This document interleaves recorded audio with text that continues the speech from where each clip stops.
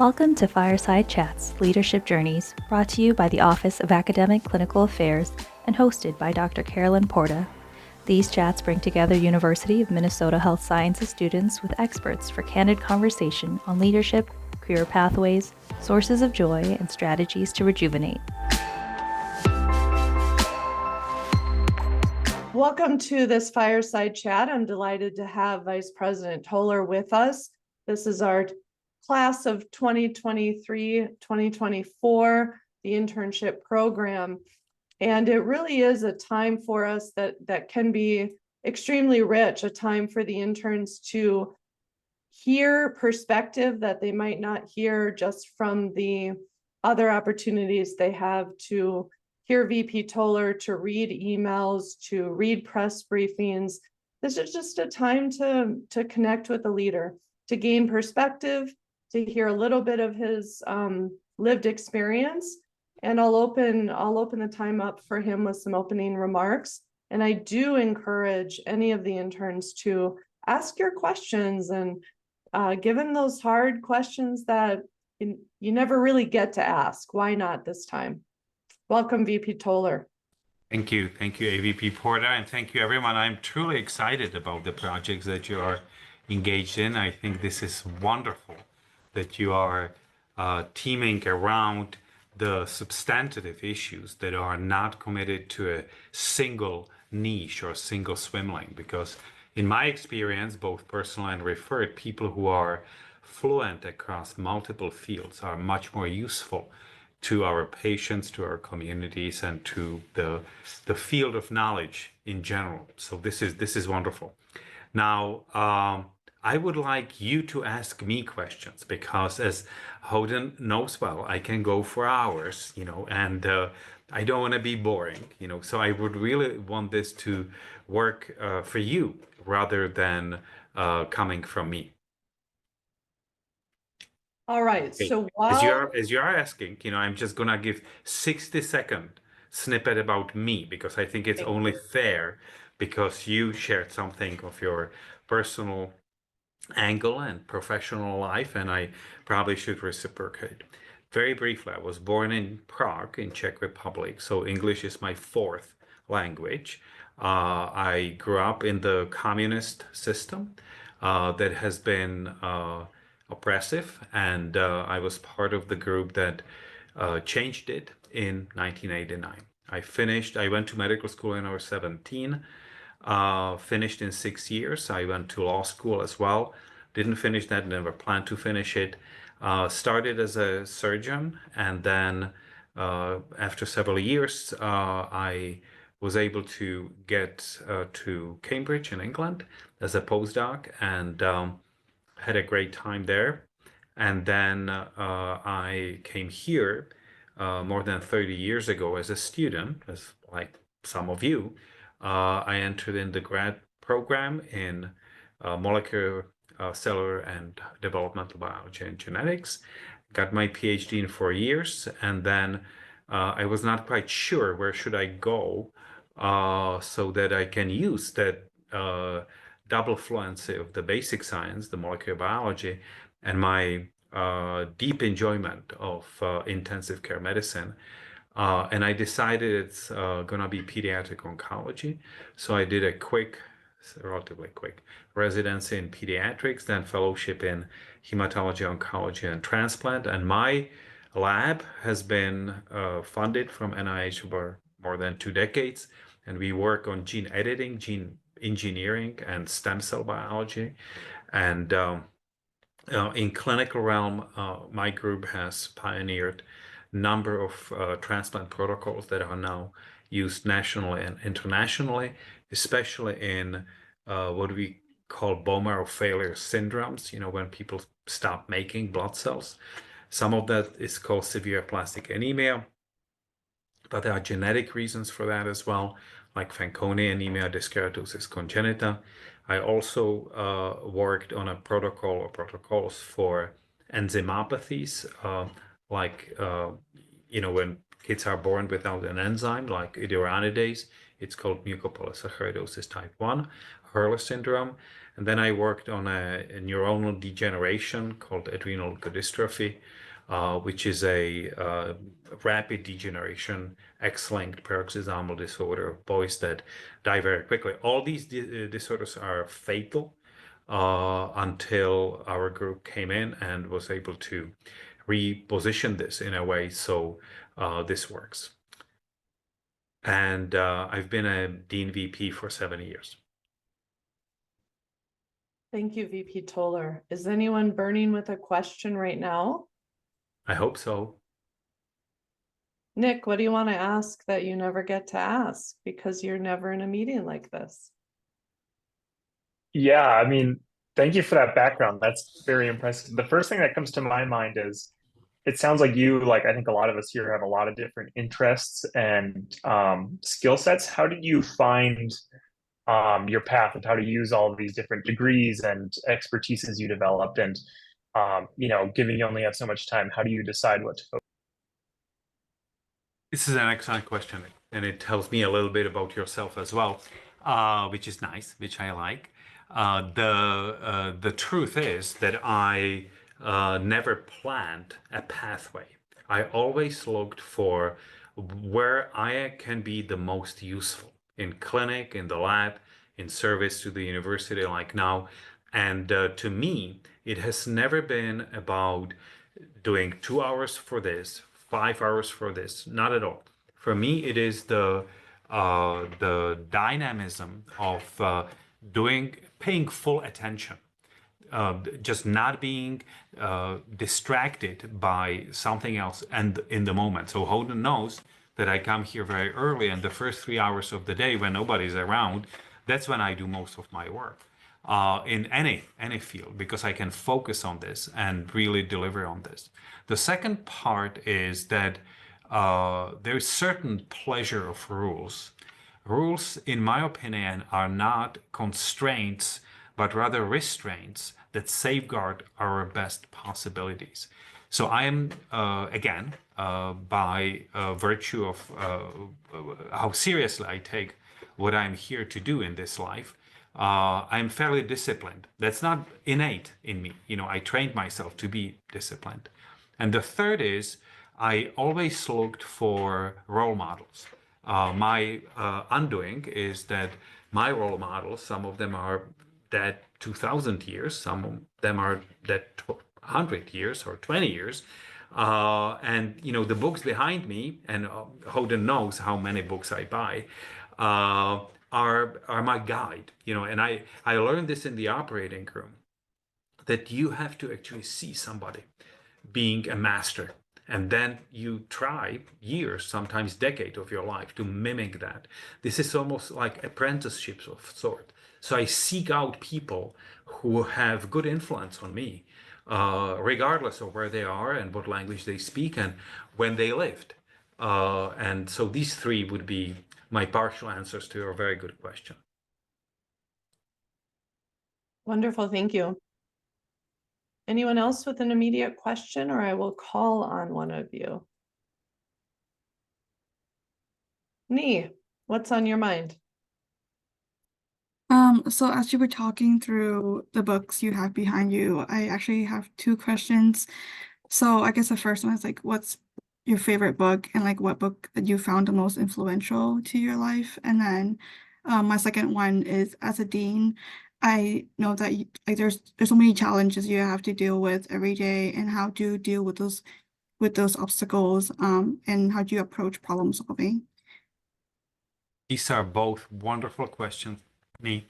I'll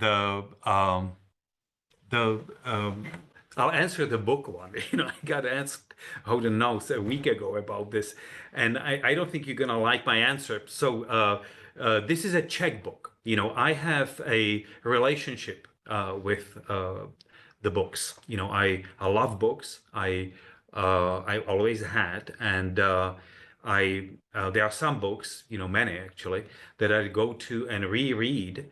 And there are some books, where I know exactly where I'm gonna find what I wanna, relearn essentially about. And it's almost like a friendship. It's almost like uh, and I'm not weird or anything, but not only that I know these people behind the books who wrote the books or who are in the books, but they sort of know me.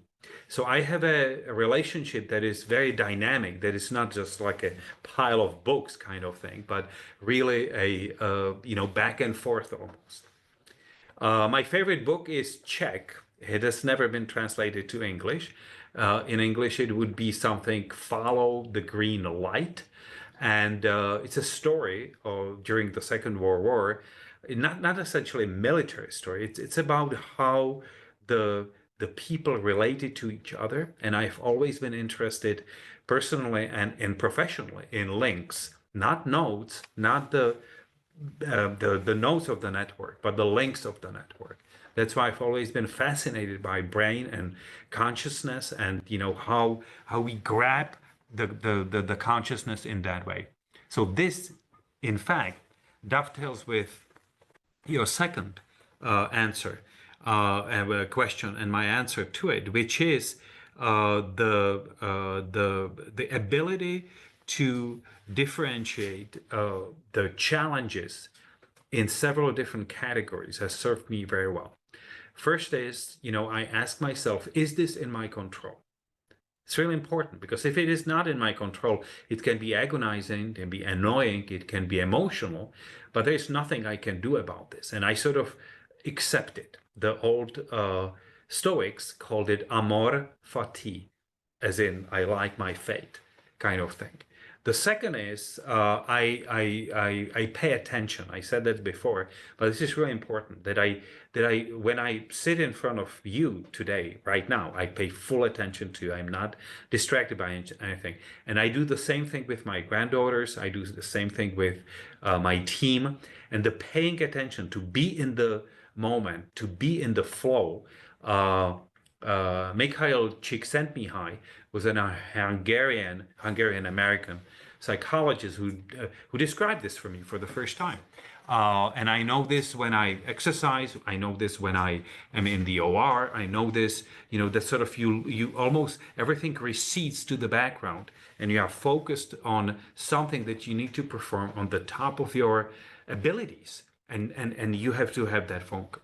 And the third is, I assume full responsibility, and my team knows this, so I am personally responsible for whatever the challenge is. It can be some, there's a budgetary issue, there's a difficult person, there is a market pressure, and so forth. And I try to assume the full responsibility for it and work through this until it's done. That's great, VP Tolar. Nee, is your question answered? Yes, thank you so much for that. That's really helpful. You think like C or B minus, maybe? A plus. I mean, that's the only answer. In the chat, you have a question, VP Tolar, about your I leadership cannot style. read this, so if somebody can read it. It's regarding your leadership style. And I wonder if you do characterize your leadership style, how you do so, or just perhaps speak to your leadership style. Thank you, Adebayo, for that question. First of all, it's about service. My home advantage is that innately, I don't have an ego in this. I never had, I'm not claiming any credit. It's just very useful, because almost everybody, all the CEOs I deal with, and many smaller CEOs that I deal with inside of they have a lot of ego in this, and I don't. And I think that's similar to what some of you have said. I'm a fairly stable and certain in who I am. It's not arrogance at all. It's really just acceptance more than anything. And I am not impressed by my accomplishments. I can, in all humility, I know that I cannot really make it any higher in the research side. I cannot make it any higher in the clinical side, and I did reasonably well, or I'm doing reasonably well, I think, in the administration. This is just totally rational. I know whether I'm any good, not because of what I think, but because of what's happening around me. So my leadership is all outward. I don't actually matter very much. Not that I, dissolve myself in the problem. Not at all. I want to be a very, full-blooded player in everything that it has to do with this attention, what's on my control, and my responsibility for it. But I certainly have zero of the sort of narcissistic self-regard that I see so often elsewhere. So my leadership style starts from this and ends with this. I truly have, and if you were in my team meetings or in my huddles, you would know that there's no difference between me and Hoden, for example. We have totally same roles, on my team. We just do some different things, in this way. The second part that I would think is distinct from what I have seen elsewhere, and I certainly have not been a beneficiary of these self-help books, that are at the airport, because I always found them hollow. I am much more, like Marcus Aurelius' Meditations. That helps me, because I can tell, that it sort of resonates with how I think. I'm not saying against the self-help books. I'm just saying that it's not how I think. The second is suspension of judgment. This is what I learned in clinic because I was reminded by others after several years practice that my patients do better and my diagnostic accuracy is better. Again, I'm not bragging about this. I'm just saying that. And then I realized that what I'm doing is that I literally suspend judgment when I see a new patient or a new situation in the OR or a new situation in the ICU, and same in the lab. So I take myself and my textbooks. I'm supposed to know these things. I have all these boards and everything. And I recede from this. I actually even recede from the charts and from a lot of information I typically get with the patient. And I pay attention to what's in the room. What is the color of the kid? Where is the mother? Is the father there? Are there other relatives in there? What is the sort of a taste of the room? What is the smell in the room? What does not fit? And I stay in this probably longer than others. And in the leadership, it translates into, I am, as Hoden can confirm, I hope, I am very good with deadlines. But I do not make decisions at haste. I know what the deadline is, and there's no reason for me to make the decision earlier, typically. So what I do is I suspend judgment and seek out what other people think about this. So that was one of the many mistakes I've made, which is sometimes I have asked the same question multiple people, and they sometimes I don't do this anymore. Had a feeling that I'm not telling the other person that I asked the same question. But the motivation for this was truly, just to learn more about the system that's better, that's more complicated than my brain, and how I can actually navigate it. And the third is, which is similar to this but different, is dynamism of everything. So many of even people that you know by name and are very highly positioned and highly visible, I can sense that they don't have it. They have a sort of this is the strategic plan, this is the pathway, and this is what we're gonna follow until we get it done. I don't think that way at all. In everything that I do, in any walk of life, I have a sense of time. Sense of time, both in the what Greeks call chronos, which is what you have on your watch, seconds and hours, and what they call, which is more important concept for me, kairos, which means how much time does it take for a certain thing to happen, like certain thought or certain, that you sit with a patient or with a student, and you are in that moment. Well, then the chronologic time really doesn't matter very much, because you are motivated by. So that dynamism, the changing of everything, is the third aspect of what I would think is a part of my leadership. I have time for one more question because then I have to go home. Yep. Thank you, VP Tolar. I can attest and witness to as well, in addition to Hoden, to what VP Tolar is describing. I have been on the receiving end, and it's really been a pleasure to work with him and his leadership style and characteristics. Sarah asked a question, VP Tolar, about interprofessionality. This internship is designed intentionally to bring multiple professions together to work with these clinical and community partners. You have lived your life in interprofessional practice and in academia. I'm sure you have some observations about that. As an AVP who is a nurse and has nursing and public health background, it is a pleasure to be a part of an interprofessional leadership team in academia in clinical affairs. And I know that was important to VP Tolar as he was setting up leadership structure in clinical affairs as well. A great question. Thank you, AVP Porta. Everything I do is interprofessional. Again, I hesitate to claim credit for it because, as with everything else that I've done in my life, I walked through the door that somebody else opened for me. Yes, it's true that I have taken on jobs and positions that nobody wanted and then left them, and many people want them. But it's really, in this interprofessional sense that I felt, and that's why I went to medicine, for example, that every single field is relevant for my patients.